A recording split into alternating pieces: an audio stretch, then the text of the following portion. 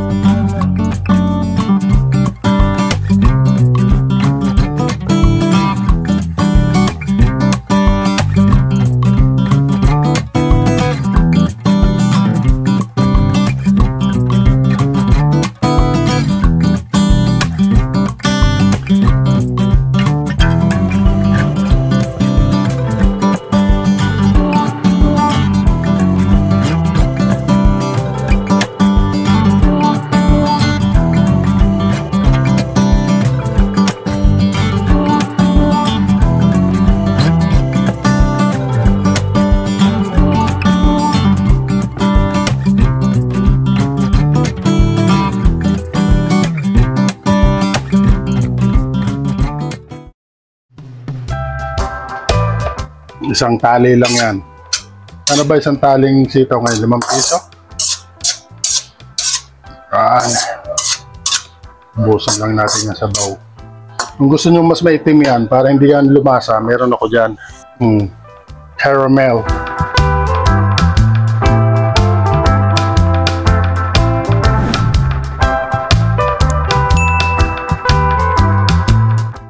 Yan ang sekreto dyan, mga adobo. Kung gusto mo mas makulay, yung mas ang kulay ba niya diklap.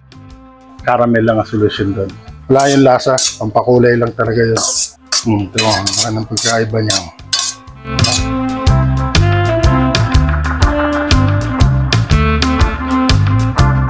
Gusto ko yung may lasa ng paminta ba, bukod sa chili. Mga half teaspoon lang yan. Alisin lang ang pinakasabaw niya. Inahan natin ang pinakasabaw.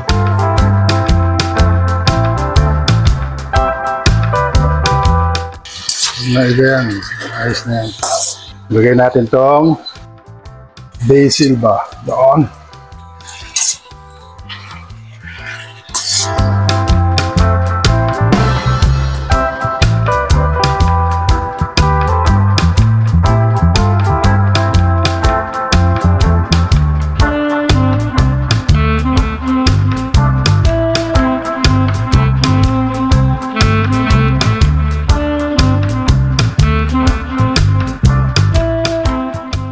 Piki mantay.